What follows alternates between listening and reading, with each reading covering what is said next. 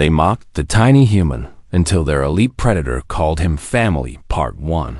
The insignificant Owen, the station lights were too bright. Captain Jacob Hayes squinted as he walked through the corridors of Station Athena, his crew following behind him. The research vessel had traveled for 3 months to reach this place. Jacob had hoped to present important findings about human capability to the Galactic Council. What he found instead was a room full of beings who thought humans were barely worth their time. Jacob stood at the center of the Grand Hall. Council members sat in elevated seats, looking down at him. The Vortic ambassador, K-Thresh, was the largest of them all. The alien was 12 feet tall with gray skin that looked like armor. His eyes were dark and cold. When he saw Jacob, he made a sound like a laugh, but it held no warmth. "The tiny one speaks," K-Thresh said. His voice was deep and made the floor vibrate. "How curious." The other council members smiled. Their smiles were not friendly.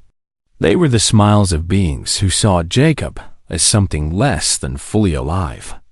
Jacob knew what they thought. Humans were weak. Humans lived short lives. Humans had no place among the great species of the galaxy. Jacob did not flinch. He had prepared for this moment for months. His presentation was ready. He clicked a button, and images appeared in the air above him. Charts showed human adaptability. Graphs displayed human problem-solving ability. Data proved that humans could survive conditions that should kill them. Humanity offers unique perspectives to galactic cooperation, Jacob said. His voice was steady and calm. Our different biology allows us to solve problems that other species cannot. Our creativity comes from living in harsh conditions. On Earth, we evolved to survive anything. A female council member from the Xerath species interrupted him. She had skin like liquid silver and spoke with clicks and hums. Survived? Your species can barely leave their home planet without machines to help them breathe. You are fragile. You break easily. You live for merely 100 cycles. What value is a species that disappears before it learns anything important? Jacob looked directly at the Xerath council member. Short life means we work faster. We value time. We do not waste generations waiting for results. And we survive because we protect each other. That is our strength. K-Thresh leaned forward. His fangs were visible when he spoke. Your strength? Look at you. You stand among beings 3 times your size, 10 times your strength, with minds that process information faster than your machines. You are not strong. You are lucky you are even allowed to speak in this chamber. The council members laughed. Jacob felt the sound like a physical blow, but he did not show it. He had expected this.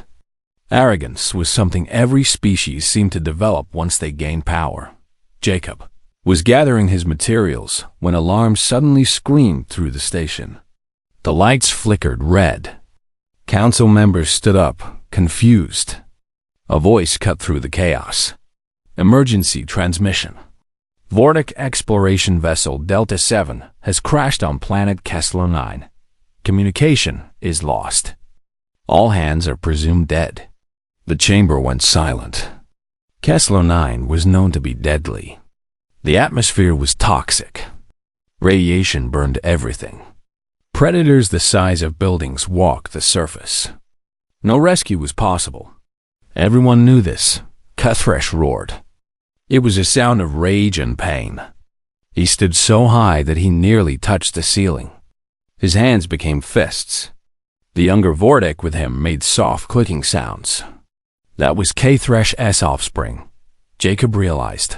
Vex, only recently old enough to travel, and now possibly dead in the crash. Before he could think, Jacob spoke. I can go. The entire council turned to look at him. K-Thresh's eyes narrowed. My crew has studied radiation resistance for years, Jacob continued. Humans have biology that tolerates radiation exposure better than most species. We can breach the radiation barrier. We can reach the crash site. We have a chance to find survivors. You? K-Thresh moved down from his position. Each step made the floor shake. He stopped directly over Jacob. The Vortic could crush him with one hand. You would attempt what is impossible. Yes, Jacob said simply. Because it is worth trying. K-Thresh studied the human. Something passed across the Vortic's face. Perhaps it was recognition. Perhaps it was the understanding that Jacob was not asking permission. He was offering to die trying to save K-Thresh's offspring. The station council grants permission, an old Zellner being said. She had been quiet until now. Let the human attempt rescue. It will be interesting to watch them fail. Jacob did not argue. He turned to his crew. Prepare the ship. We leave in 1 hour. We need shielding materials, medical equipment, and every radiation-resistant suit we have. We are going to save those Vortic. The walk back to the docking bay felt long. Jacob's crew followed him in silence. They all knew the odds. They all knew that Kessler 9 was a grave. But they also knew their captain. If Jacob was going, they would go dock in the ship's bridge. Jacob pulled up everything they had about Kessler 9. The radiation levels were extreme. The atmosphere would kill them in minutes without protection. The predators on the surface had been recorded eating smaller species whole. The crash site was in the most dangerous region on the entire planet. Jacob looked at his crew. 7 faces looked back at him. Good people. Brave people. Foolish people, perhaps, to follow him into this. We are going to do something that the council thinks is impossible, Jacob told them. They laugh at us because we are small and they think we are weak. They do not understand that humans have survived worse than this. We have walked through fire. We have climbed mountains that killed thousands to reach the peak. We have crossed oceans and deserts. Kessler 9 is just another challenge, and we are going to meet it. The crew nodded. They began preparations. Jacob moved to the command chair and began plotting their trajectory. The ship hummed to life. Navigation systems calculated the path to Kessler-9 as they undocked from Station Athena. Jacob saw K-Thresh standing at a viewing port. The Vortic's hand was pressed against the glass. The gesture was small, almost invisible. But Jacob understood. K-Thresh was watching them leave. K-Thresh was hoping. The ship jumped to faster-than-light speed, racing toward the deadly planet. Jacob did not know if he would return. He did not know if they would find anyone alive. But he knew that if there was even a small chance that K-Thresh's offspring lived, then the journey was worth making. The tiny human and his even tinier crew were going to show the galaxy what they were truly made of.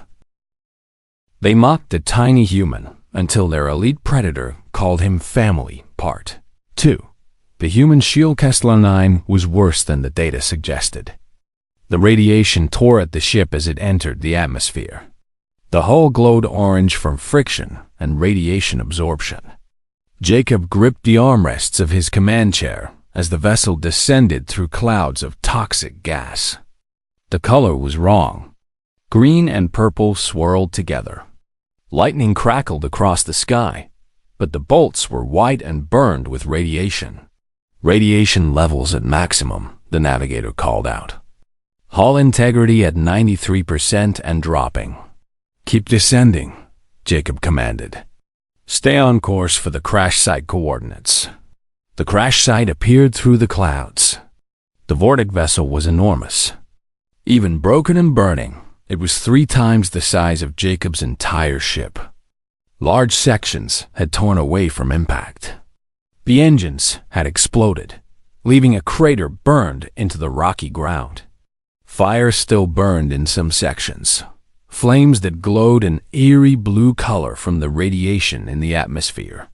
Land 200 meters from the wreckage, Jacob ordered. Begin radiation shielding protocol. The ship touched down. Alarms continued to wail. Outside, the world looked like a nightmare made real. The sky was dark. The ground was black rock covered with acidic snow. The wind screamed with enough force to rock the ship. In the distance, something large moved. A shadow against shadow. One of the apex predators that hunted this world. Jacob put on the radiation suit. It was the best human engineering could create. Metal plates covered vital organs. The suit recycled air and filtered toxins. A helmet sealed around his head. He looked like a walking machine. But humans had learned that looks did not matter when survival was at stake. His team gathered in the airlock. 7 humans in radiation suits, carrying equipment and weapons. The weapons were not impressive. Human weapons never looked impressive. But they were designed with human ingenuity. That was often enough. "Stay together," Jacob said. "Watch for movement in the rocks. These predators hunt by sensing heat and motion. We will not hide. We will move deliberately. If we see a threat, we respond with extreme force and coordination. We have trained for this. Now we execute." The airlock opened. The wind hit them like a physical force. The temperature was below freezing, but the radiation suit maintained body temperature. Jacob moved forward toward the wreckage. Each step was deliberate. Each breath was measured. He could hear his own heartbeat in his ears.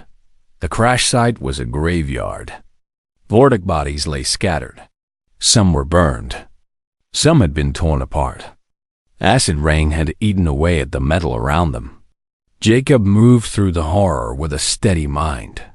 There was no room for emotion. There was only the mission. Movement, one of his crew members whispered. Under the left wing section, Jacob raised his hand. His team stopped. From under the twisted metal of the ship's wing, something emerged. It was a Vortic. Smaller than K-Thresh, but still 9 feet tall. The creature's armor-like skin was blackened from radiation burn. Blood covered its left side. Its eyes opened, focusing on Jacob. Vex did not see a rescuer. Vex saw prey. The young Vortic's survival instinct was pure predatory drive. Despite the injuries, despite the radiation poisoning ravaging his body, Vex lunged toward Jacob with claws extended. Jacob did not run. He did not panic. He moved forward, directly toward the charging Vortic. At the last second, Jacob dropped to the ground and rolled beneath Vex's attack. The young alien passed over him and crashed into the rock behind him. "Tranquilizer darts," Jacob commanded. Now, his team fired. 3 darts struck Vex's shoulder and neck. The tranquilizer was human design, calibrated for alien biology that they had studied for years. Vex roared, a sound that made the air vibrate. The Vortic charged again, but his movements were slowing. The drugs were working. Jacob approached the falling alien carefully. Vex lashed out with one arm, and Jacob stepped aside. The claw passed within inches of his helmet. Another step. Another dodge. Jacob was smaller and faster. That was the human advantage. When Vex collapsed, Jacob moved immediately to the medical assessment. The Vortic's wound was deep. Blood loss was critical. A normal medical approach would fail. Vex was too large. His biology was too different. But Jacob had studied Vortic physiology for 3 years. "Medical kit," Jacob said. "The compression bandages. The temperature packs."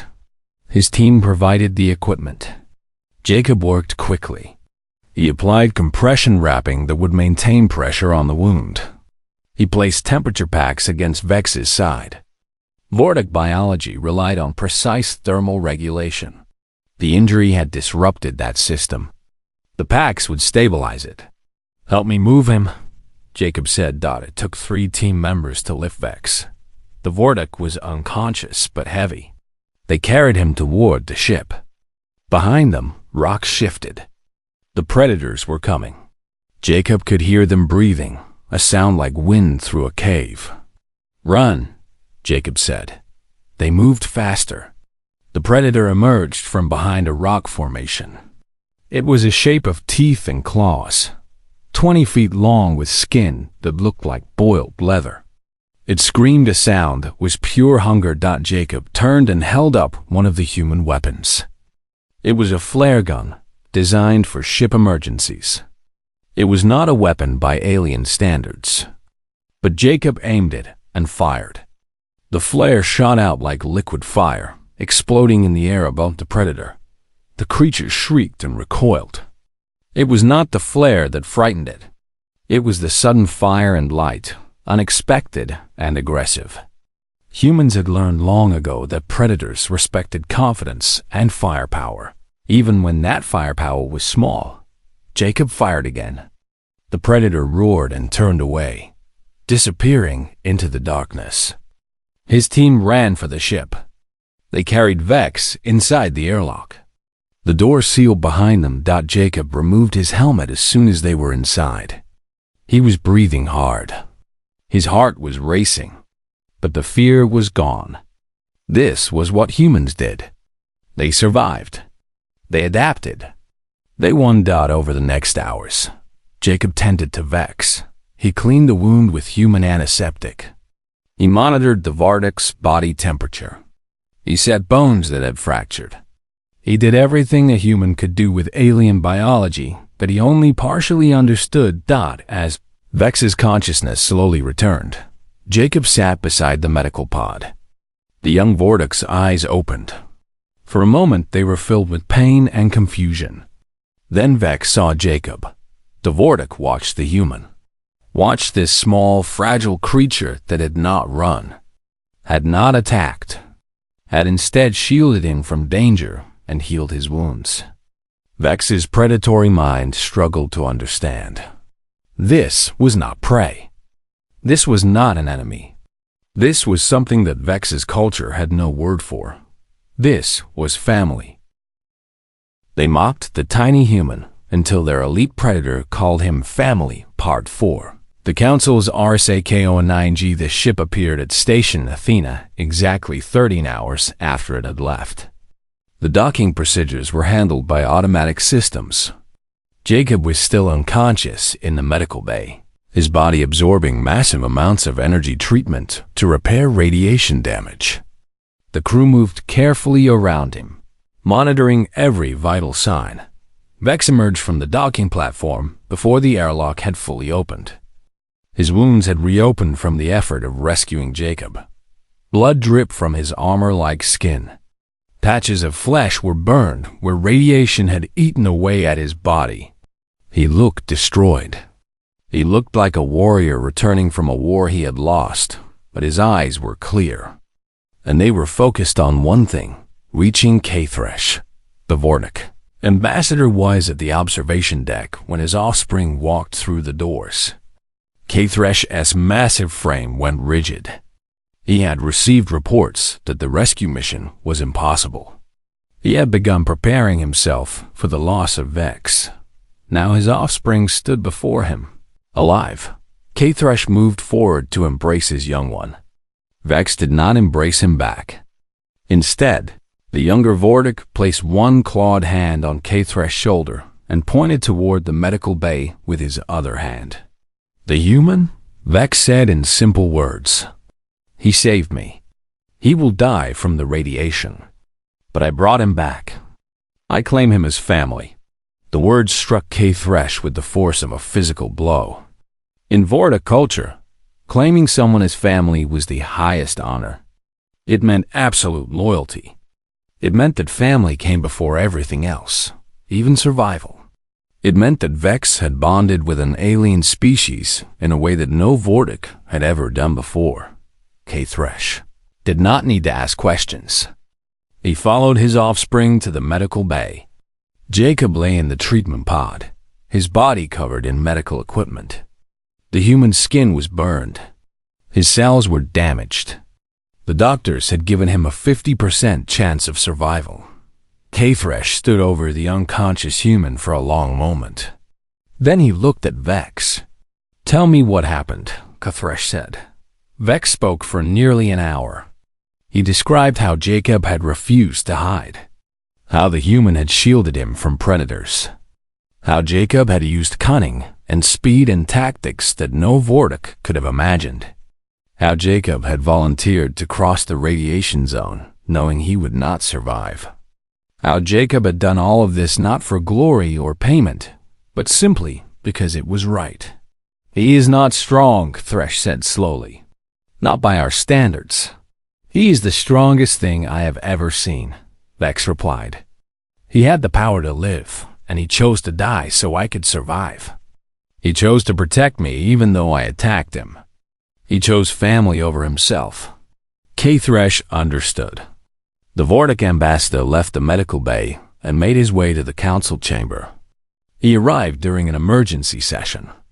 The other council members were discussing the failed rescue mission. They were discussing human foolishness. They were laughing about the tiny captain who had gotten himself and probably everyone on his crew killed for nothing. K-Thresh entered the chamber. The council members fell silent. The Vortic ambassador's presence carried a weight that needed no words. K-Thresh moved to the speaking platform and placed his two massive clawed hands on the surface. "The rescue was not failed," K-Thresh said. "My offspring lives. My offspring and the entire crew of the human vessel has returned. The human captain crossed the radiation zone that would kill any of us. The human captain activated the relay station, knowing this action would end his life. The human captain did this so that my offspring would survive." The council members exchanged looks. "The human is injured," K-Thresh continued. "He will recover or he will not. But what is certain is that he has taught us something. We have measured strength by the size of our bodies and the power of our minds. We have believed that a species is only valuable if it is strong enough to survive on its own. But we have been wrong." The female Zereth council member spoke. "What do you mean, Vortic?" "Strength is the only measure that matters." K-Thresh turned his dark eyes toward her. "The human is not strong. You are correct. The human cannot fight us. The human cannot overpower us. The human cannot survive the dangerous places of the galaxy if alone. But the human can do something that none of us can do. The human can value another being's survival over their own life. The human can make the choice to die protecting someone they have just met.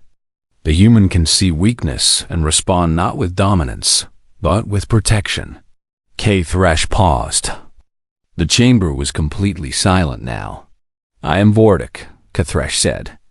"I am of the predator species. My nature is to hunt. My nature is to dominate. My nature is to take what I want. But I watched a human refuse to dominate. I watched a human refuse to abandon someone weak. I watched a human teach my offspring about a strength that we do not possess." "This is not strength," another council member said. "This is weakness disguised as virtue." "No," said K-Thresh. "This is a different kind of strength. A strength that builds rather than destroys. A strength that protects rather than consumes. The human captain has shown us that we have been measuring strength wrongly." The council erupted in argument. Some members agreed with K-Thresh. Others disagreed violently. But one voice cut through the chaos. It was the ancient Zelner being who rarely spoke.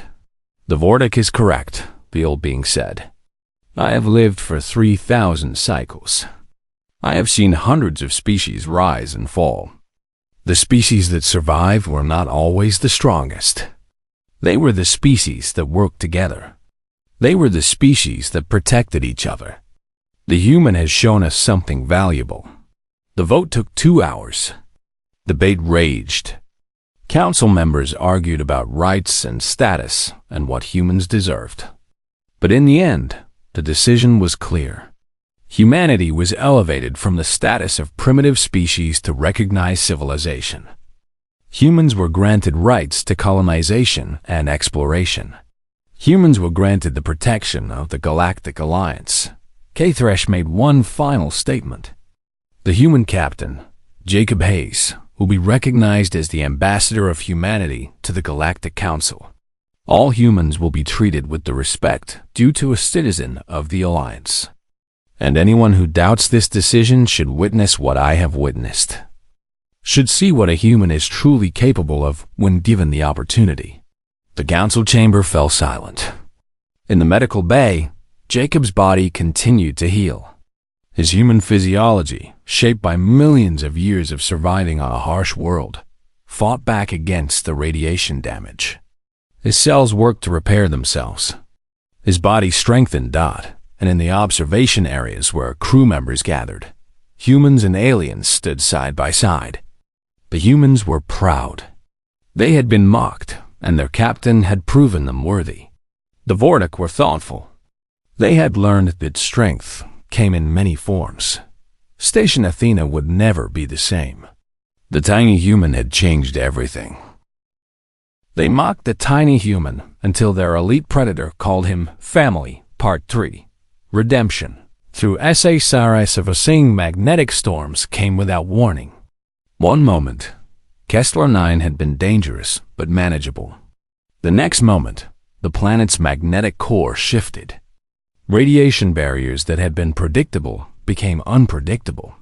The path they had used to enter the planet collapsed into a wall of pure radiation. It was not a barrier anymore. It was a wall of death. Jacob watched the readings on his ship's console. His navigator worked frantically to find an alternative route. There were none. The primary exit was sealed. Secondary routes were blocked by the intensifying storms. The magnetic field was compressing, trapping everything on the planet's surface. "How long do we have?" Jacob asked. 12 hours, sir, the navigator replied. After that, the radiation barrier closes completely. No ship can pass through, no matter how advanced. Jacob looked at his crew. They were waiting for him to have answers. They were waiting for him to be the captain who always found a way. But this time, there might not be a way. "There is a backup relay station," Jacob said.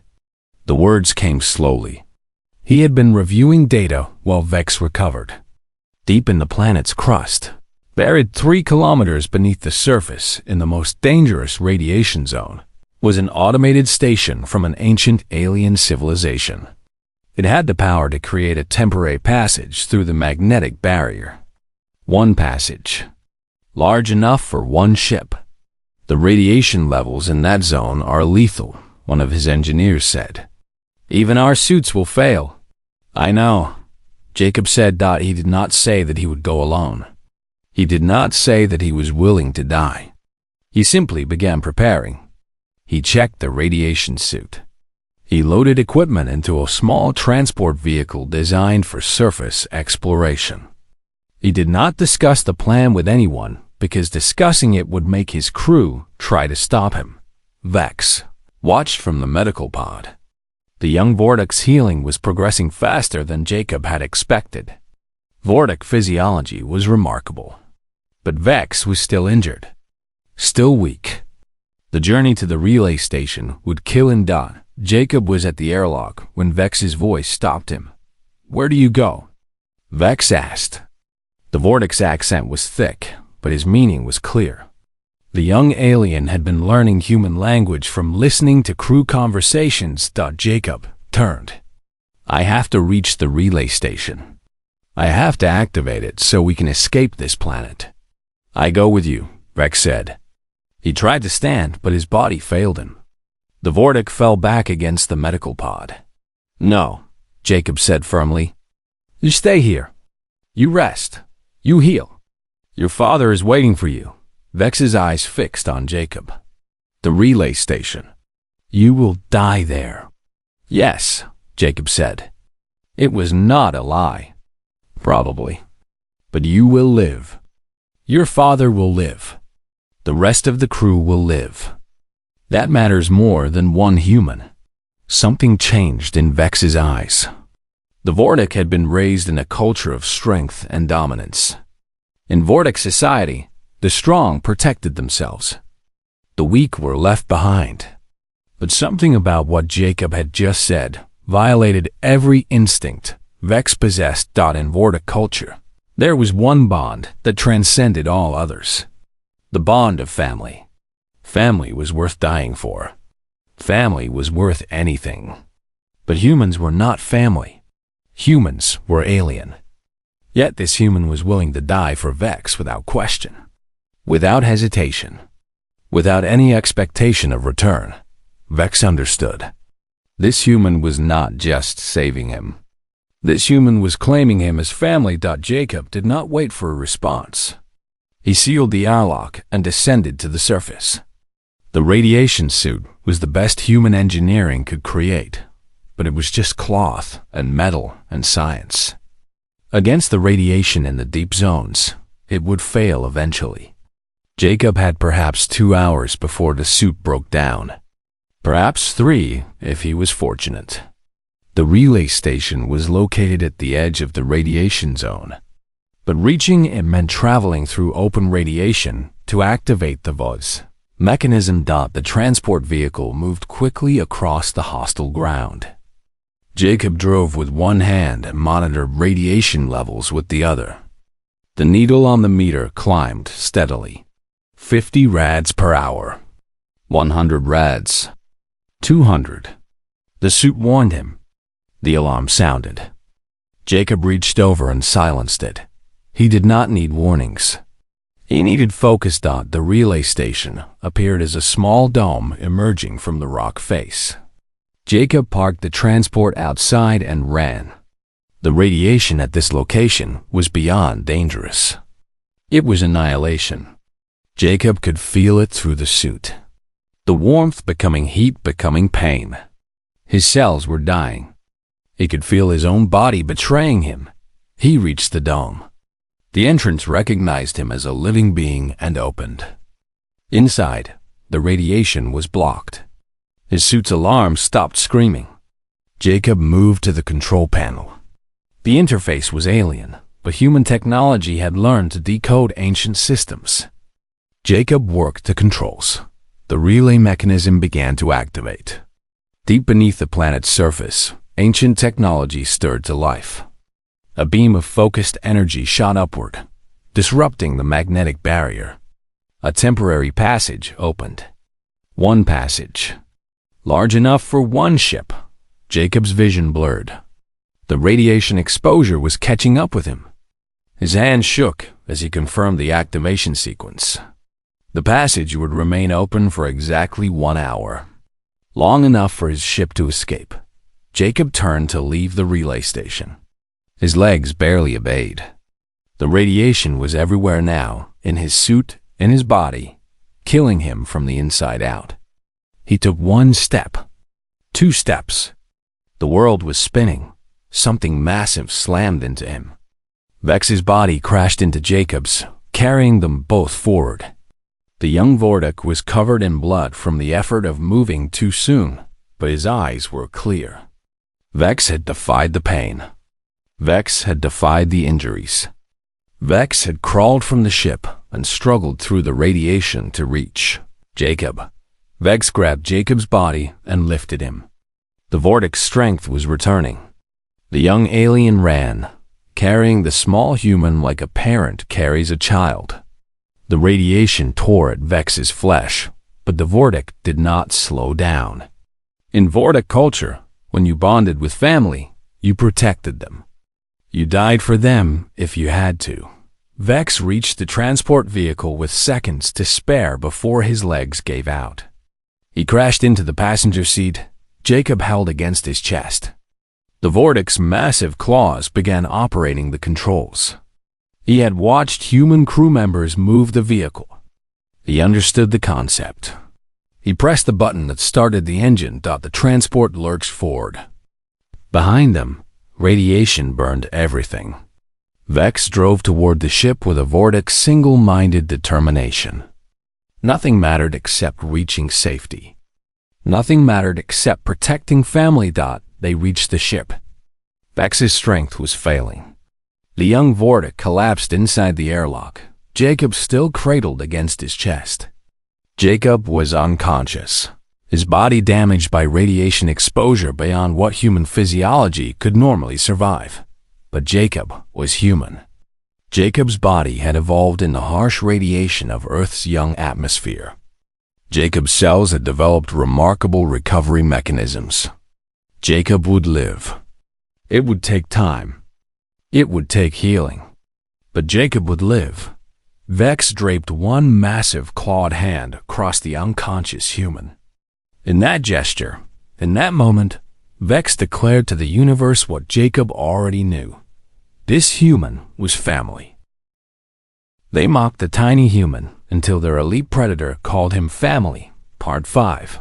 Unlikely ephemeral 6 months had passed. Jacob's body had fully healed. The radiation damage was gone, replaced by stronger cells that had learned to resist damage from exposure. Human medicine combined with Vortic healing techniques had worked better than anyone expected. Jacob stood before a mirror in his quarters and did not recognize the person looking back. He was the same, but different. Tested. Changed. There was a knock on his door. "Come in," Jacob said. Vex entered. The young Vortic was fully healed now. The burns were gone. The wounds had closed. Vex had been training with human marines, learning their tactics and strategy.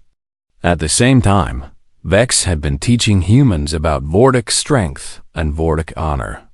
Together, human and Vortic created something completely new.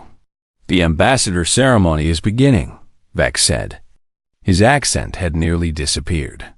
He had learned human language with remarkable speed. Jacob and Vex walked together through Station Athena. Other beings moved aside to let them pass.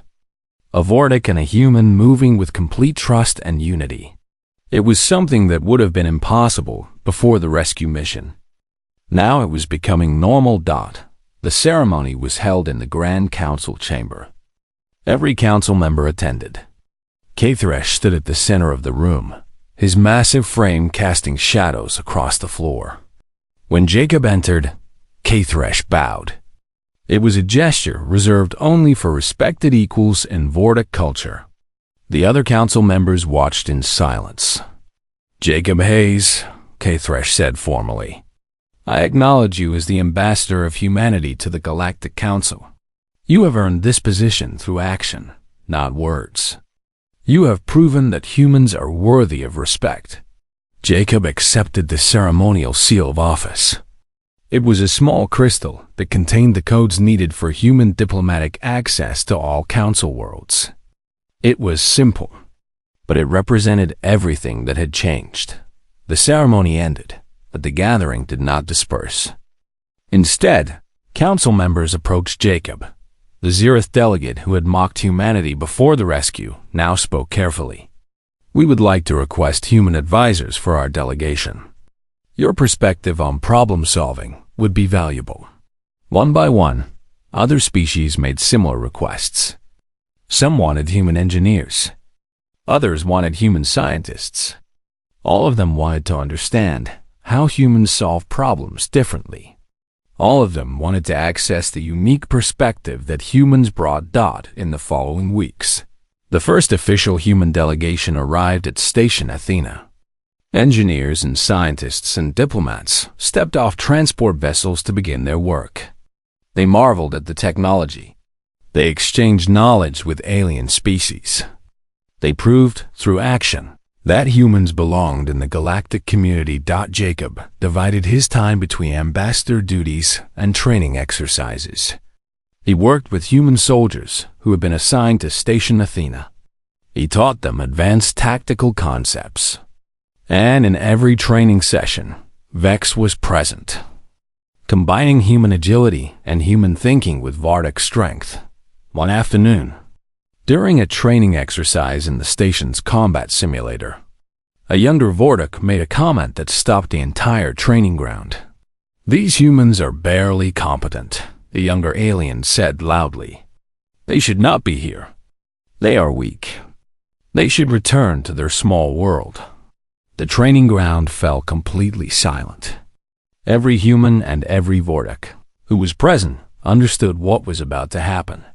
Vex moved so quickly that the younger Vortic could not react. The young alien found himself held in a position where one movement would break his arm. But Vex did not apply pressure. Instead, Vex spoke. "You have insulted family," Vex said. His voice was cold and final. "Listen to me carefully. These humans have survival in their bones. These humans have adapted to every challenge the galaxy can offer. These humans have proven themselves worthy of respect. And that one there, Jacob Hayes, has proven himself greater than any warrior born. He is stronger than you will ever be. And he is family." Vex released the younger Vortic, who staggered backward, shocked and confused. The younger alien had never seen a Vortic speak with such authority about a human. The younger alien had never witnessed such unity between species. "We train together because we are equals," Vex continued. "And anyone who doubts this is welcome to challenge me on the matter." The younger Vortic said nothing and left the training ground. The message had been delivered. That evening, Jacob and Vex stood together at an observation platform, looking out at the stars. Jacob thought about the journey that had brought him here. He thought about his small human ship. He thought about the dangerous world of Kessler 9. "I was afraid," Jacob told Vex. "When I first volunteered for the rescue mission, I was afraid. Afraid I would fail. Afraid I would die for nothing. Afraid that humanity would be mocked forever." "But you went anyway," Vex said. "Yes," Jacob replied. "Because fear does not matter when something is worth doing." Vex placed one massive clawed hand on Jacob's shoulder. The gesture had become familiar, but it never lost its meaning. It was a gesture of protection. It was a gesture of family. "In my culture," Vex said, "family is everything. We are willing to die for family. We are willing to give everything for family. When I claimed you as family, I meant this with absolute commitment. You are my brother, Jacob Hayes, my brother in all ways." Jacob looked up at the towering Vortic. 6 months ago, they had been strangers. More than strangers, they had been representatives of species that the galaxy thought were incompatible. Now they were family. Across Station Athena, humans and Vortic worked side by side. They designed weapons together. They shared knowledge about biology and engineering. They proved every single day that cooperation was stronger than hierarchy.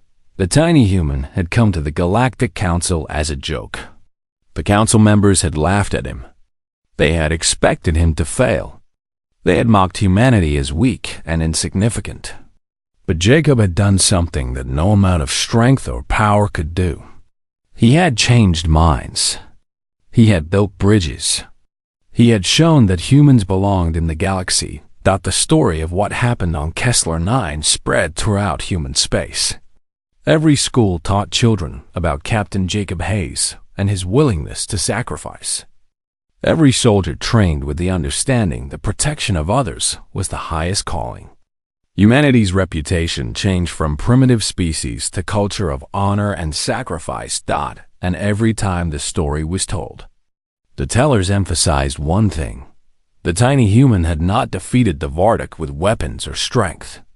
The tiny human had won with compassion and action. The tiny human had proven that real strength was not measured in size or power, but in the courage to stand between danger and those worth protecting. Years would pass. Jacob would serve as ambassador until his natural human lifespan reached its end. Vex would live longer, as Vortic did, but he would carry the memory of his human brother forever. And when young Vordak asked Vex about the human who changed the galaxy, Vex would tell them the simple truth. That human was family. And family protects each other. Always.